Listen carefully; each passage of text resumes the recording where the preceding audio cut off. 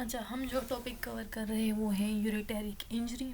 Ureter के बारे में हम पढ़ चुके हैं कि यूरिटर आपके पास क्या करता है, कनेक्शन करता है पेल्विस से ब्लैडर के उसके बीच में से। ये एक चैनल प्रोवाइड करता है कि पेल्विस में जो यूरिन कलेक्ट हुआ है उसको फर्दर जो होते हैं ब्लैडर की तरफ लेके जाए सही है, एंड ब्लैडर से देन यूरिथ्रा जो होते हैं उसको एक्सपेल कर लेता है बॉडी से, बिकॉज क्योंकि वो अनवांटेड होता है, हमें उसकी नीड नहीं होती सही है यूरिन वगैरह की।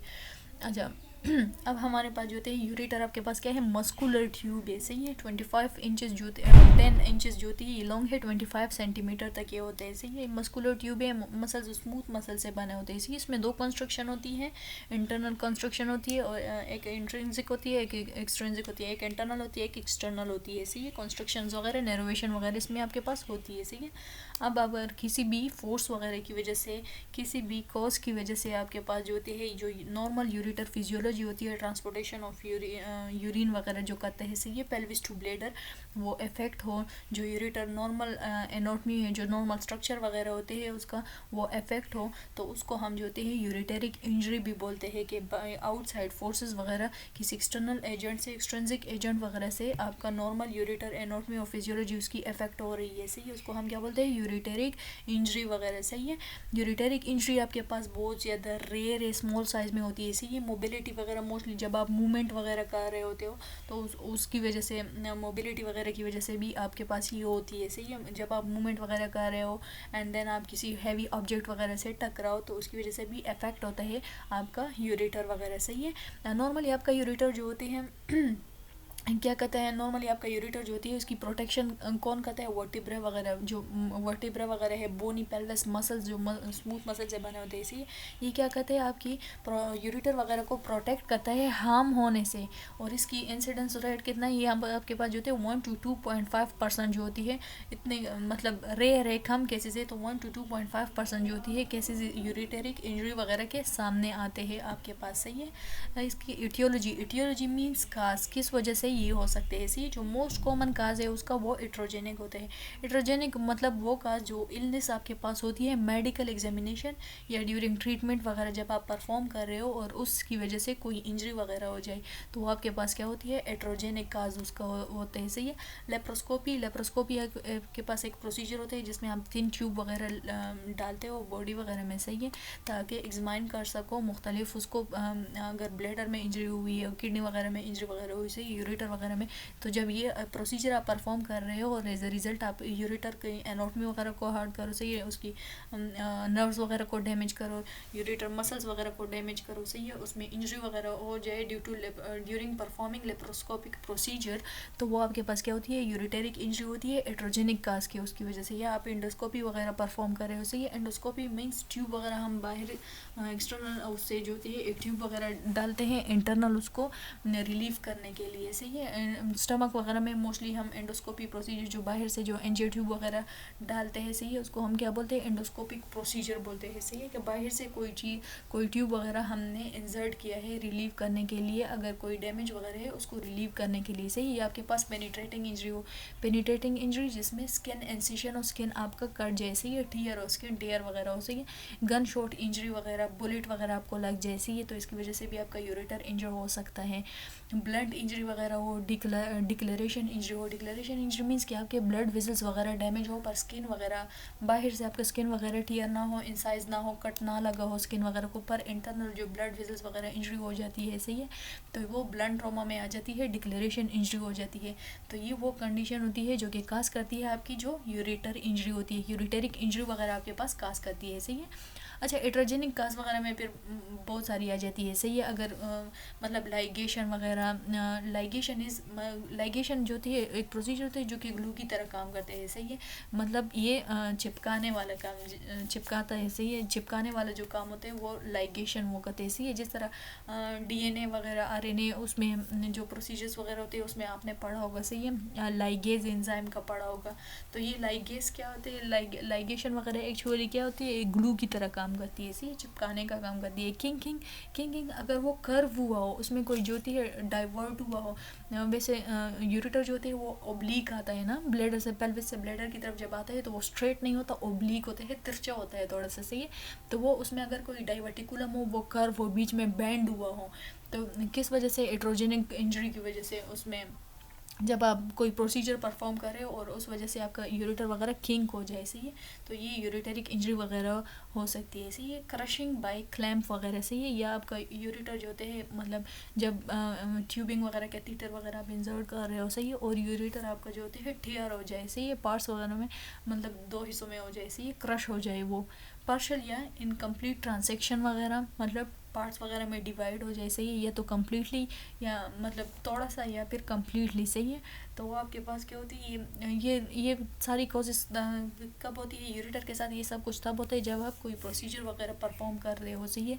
यूरेटर से ब्लेडर से किडनी में अगर स्टोन वगैरह को रिलीव करना हो, या इस उसमें कोई कैथेटर वगैरह डालना हो, सही है, कोई प्रोसीजर परफॉर्म करना हो, तो आप यूरेटर के थ्रू इंसर्ट करके ब्लेडर में ले आते हो, एंड देन ब्लेडर से यूरेटर, तो यूरेटर में आके अगर वो कोई हार्म करे, इंजर करे, प्रॉपरली आप एक्समाइन नहीं कर रहे हो, अल्ट्रासाउंड वगैरह या उस कैमरा जो ट्यूब के अंदर जो कैमरा होता है उसमें आप प्रॉपरली आपको दिखाई नहीं देता, सही है, और उसकी वजह से आप हार्म करो यूरेटर वगैरह को, तो ये सारी आपके पास एट्रोजेनिक इंजरी आ जाती है जो मेडिकल एग्जामिनेशन या ट्रीटमेंट परफॉर्म करने के दौरान आती है, सही है। थर्मल इंजरी वगैरह आ जाती है, सही है, हीट वगैरह की वजह से अगर आपका यूरेटर हार्म हो जाए, सही है, या इस्कीमिया हो जाए डिवस्कुलराइजेशन की वजह से। डिवस्कुलराइजेशन इज़ एक्चुअली जब आपके ब्लड वेसल जो होते हैं रप्चर हो जाए, सही है, डैमेज हो जाए, और जो ब्लड वेसल्स वगैरह से जो ब्लड वगैरह निकलता है, सही है, वो बाहर की तरफ जाएगा, टिश्यूज़ वगैरह को, यूरेटर को प्रॉपरली आपको जो होती है ब्लड नहीं मिलेगा, तो उसमें क्या होगा, यूरेटर में इंजरी होगी, इस्कीमिया होगा। इस्कीमिया के प्रॉपरली जो होती है यूरेटर में टिश्यूज़ वगैरह होते हैं, टिश्यूज़ को लाइफ रहने के लिए ऑक्सीजन की ज़रूरत होती है, सही, तो ब्लड वेसल जो होती है उसमें डिवस्कुलराइजेशन वगैरह हुई, जैसे वो रप्चर वगैरह हुई है, ब्लड जो होते हैं वो निकल रहा है और यूरेटर को प्रॉपरली ब्लड नहीं मिल रहा, तो उसमें क्या होगा, इस्कीमिया कंडीशन होगी, ऑक्सीजन की प्रॉपर डिलीवरी नहीं होगी, यूरेटर की जो सेल्स होती है, जो टिश्यूज़ वगैरह होती है उनको, और यूरेटर इंजरी होगी, यूरेटर जो होती है नॉर्मल फंक्शन, उसकी जो एनाटॉमी फिजियोलॉजी होती है वो डिस्टर्ब होगी, सही है, तो इसको हम क्या बोलते हैं, ureteric injury due to iatrogenic causes वगैरह।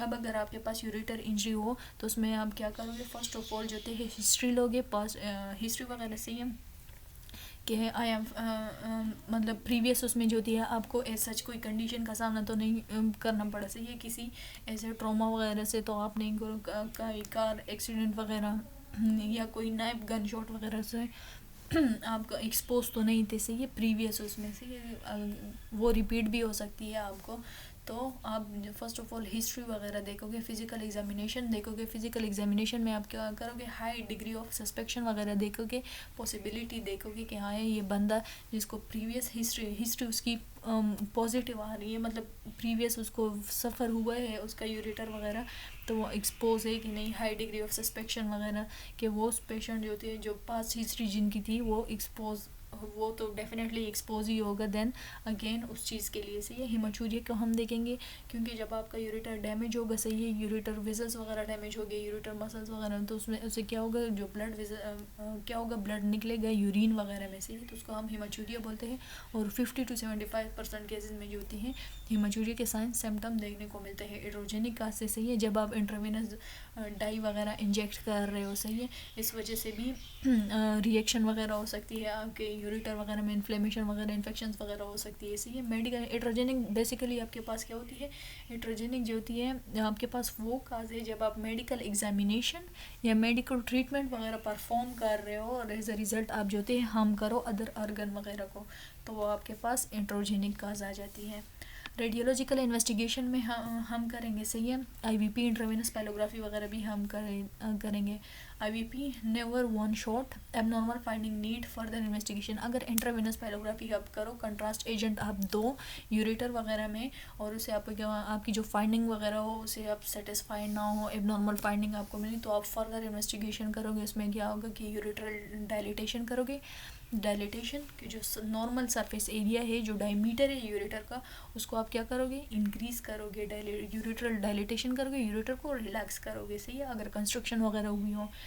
Incomplete deviation of total ureter, सही है, अगर जो होती है यूरेटर वगैरह जो होती है खिंक वगैरह हुए है कर्व वगैरह है उसमें से ये, तो उसको आप सही करने की कोशिश करोगे, सही है। उसको आप जो होते देखोगे कि आया आपका जो यूरेटर होता है वो प्रॉपर कितना किंक हुआ है, सही है। उसमें जो डाइवर्टिकुलम वगैरह है उसको हम आप देखोगे, सही है। जो डेविएशन वगैरह हुई है नॉर्मल, वैसे तो वो ऑब्लिक होता है यूरेटर, पर आप उसमें देखोगे कि कितना आपका यूरेटर जो है कम्प्लीटली डेविएटेड है नॉर्मल उससे एंगल वगैरह से, या नहीं एक स्पेसिफिक एंगल तक वो है, सही है। Delay or no visualisation of renal unit वगैरह या कॉन्ट्रास्ट वगैरह एक्सट्राविजेशन वगैरह जो ब्लड वगैरह निकलते हैं यूरिन वगैरह से, सही है। सॉरी ब्लड वेसल से जो ब्लड वगैरह निकलते हैं, सही है। एक्सट्राविजेशन उसको हम बोलते हैं, सही है, कि फोर्सफुली जो होती है ब्लड आपकी तरफ बाहर आ रहा होता है। तो इन सब को इन कंडीशन को देखने के लिए आप क्या करोगे, रेडियोलॉजिकल इन्वेस्टिगेशन वगैरह करोगे। उस केस में जब आपका इंट्रावेनस पाइलोग्राफी प्रोसीजर फेल हो, आपको प्रॉपर काज मालूम करने में किस चीज़ की, जो यूरिटेरिक इंजरी हुई है उसकी। रेट्रोग्रेड एंटीरोग्रेड जो होती है यूरोग्राफी आपके पास गोल्ड स्टैंडर्ड के ये मस्ट करोगे इस केस में, सही है। सही, ये आपके पास प्रोसीजर है जिसमें हम क्या करते हैं, विजुअलाइज करते हैं जो कलेक्टिंग सिस्टम वगैरह होते हैं यूरिनरी ट्रैक्ट वगैरह, स्पेशली किडनी यूरेटर को, सही है। तो किडनी इंजरी अगर किडनी नहीं यूरिटेरिक इंजरी अगर हो तो उस केस में आप क्या करते हैं, ये गोल्ड स्टैंडर्ड है, ये आपको मस्ट करना है, सही है। किडनी और यूरेटर इंजरी बोथ के लिए ये क्या है, गोल्ड स्टैंडर्ड है। क्या चीज़, रेट्रोग्रेड एंटीग्रेड रेट्रोग्रेड यूरोग्राफी। ट्रीटमेंट आ जाती है। ट्रीटमेंट आपके पास अगर यूरेटर डैमेज हुआ हो तो वो डिपेंड करती है कि टाइमिंग ऑफ डायग्नोसिस वगैरह पे, सही है। इंजरी की टाइप पे, किस टाइप ऑफ इंजरी वगैरह है, इंजरी जो होती है जो हुई है, अगर सीवियर इंजरी हो तो डेफिनेटली ट्रीटमेंट भी उसका लेंथी वगैरह होगा, सही है। ट्रीटमेंट भी उसके मुताबिक ही होगा, सही है, कि इंजरी की लेंथ कितनी है, अगर वो वक्त पर पहुंचे कि नहीं, आने में उसको टाइम लगे, ब्लीडिंग वगैरह ज़्यादा हुई है तो अकॉर्डिंग टू दिस हम उसकी ट्रीटमेंट वगैरह करेंगे। साइट ऑफ इंजरी देखेंगे, क्या यहाँ जो यूरेटर डैमेज हुआ है वो उसका पेल्विस जिधर से वो एराइज होता है, सही है, उस उधर एरिया तक वो है कि नहीं, ब्लैडर के बेस पे जो उसकी वो है पायरेसिंग करता है, सही है। जब ब्लैडर में पायरेसिंग होती है उस एंगल पे वो डैमेज हुआ है, या बिटवीन मिडल उसमें उसके डाइसेक्ट हुए हैं पार्ट्स वगैरह में, सही है। तो हम देखेंगे कि किस साइड पे यूरेटर की इंजरी अगर हुई है, सही है। पेशेंट कंडीशन भी देखेंगे, क्या या वो पेशेंट स्टेबल है, उससे ब्लीडिंग ज़्यादा हुई है, ज़्यादा नहीं हुई है, टॉलरेट कर रहा है जो इंजरी हुई है उसको कि नहीं। तो सारी जो ट्रीटमेंट वो है वो डिपेंड करेंगे इन कंडीशन पे, सही है। जो यूरेटेरिक इंजरी है उसका जो ट्रीटमेंट होता है वो 5 कंडीशन पे डिपेंड करता है, और वो कंडीशन ये है जो आपको दी गई है, सही है।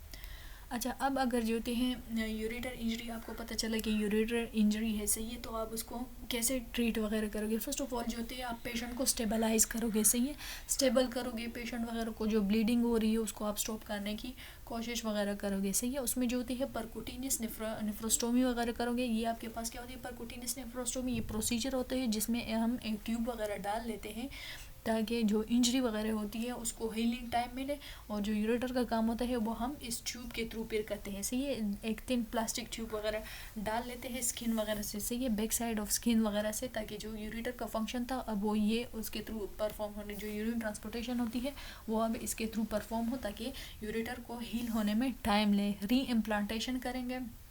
री इम्प्लांटेशन के अगर यूरेटर आपके पास डैमेज है तो वो वाला पार्ट हम निकाल के उसको हम जो है फिर से सूचर्स वगैरह लगा के हम री अटैच करेंगे, सही है। उसको आप देख सकते हो, सही है, इधर यूरेटर था, इसको री अटैच करके दोबारा से इधर लगाए, सही है, री इम्प्लांट किया है। उसकी जो पुरानी जगह थी उसे हटा के न्यू प्लेस पे उसको वो किया है, फिक्स किया है, सही है, ताकि जो नॉर्मल फिजियोलॉजी है, एनाटॉमी है, उसकी वो करे, सही है। नॉर्मल फंक्शन ऑफ वो जो यूरेटर होते हैं, ट्रांसपोर्टेशन ऑफ यूरिन, अब वो सही से परफॉर्म कर पाए, सही है। यूरेट्रोस्टोमी, सही है। इसमें हम क्या करेंगे, जो अफेक्टेड, इसमें आप देख सकते हो जो अफेक्टेड पार्ट होते हैं उसको कट करके, यू कैन सी इधर कट करके एंड देन उसको जो थे क्या किए है, सूचर की कंबाइन किया है, सही है, सूचर्स वगैरह लगे हैं, स्टिचेस वगैरह लगे हैं। अब ये यूरेटर जो होते हैं नॉर्मल फंक्शन परफॉर्म कर रहे हैं। जो इंजर पार्ट है इधर देख सकते हैं 2 नंबर उसमें कि जो इंजर पार्ट है उसको आपने क्या किया है, कट किया है एंड देन सूचर किया है जो अपर और लोअर पार्ट को, ताकि जो नॉर्मल फंक्शन है, जो फिजियोलॉजी उसकी है, जो ट्रांसपोर्टेशन ऑफ यूरिन वगैरह है वो प्रॉपरली ये कर सके, सही है। देन इलियल ट्रांसपोजिशन वगैरह हमने करी है, आप देख सकते हो, सही है कि जो इलियल उस पर इधर फर्स्ट वन में आप देख सकते हो कोई यूरेटर जो होते हैं उसका पार्ट जो होते हैं डैमेज हुए, कट हुए, तो हम क्या करते हैं, पार्ट ऑफ द ब्लेडर लेके उसको अटैच करके दोबारा से फिक्स करके ब्लेडर और यूरेटर को आपस में फिक्स करके उसको नॉर्मल उसकी तरफ ला सकते हैं। जो नॉर्मल फंक्शन है उसे वो अब परफॉर्म कर सकते हैं, जो उसकी पैथोलॉजी होती है उसको हम सही कर सकते हैं, जो इंजर पार्ट है उसको हटा के। तो ये सारी आपके पास क्या थी, यूरेटरिक इंजरी थी कि यूरेटर आपके पास इंजर हुआ हो तो उसको आप कैसे डील कर सकते हो, ट्रीटमेंट वगैरह उसकी आप कैसे करोगे इन केसेस में। Thank you so much.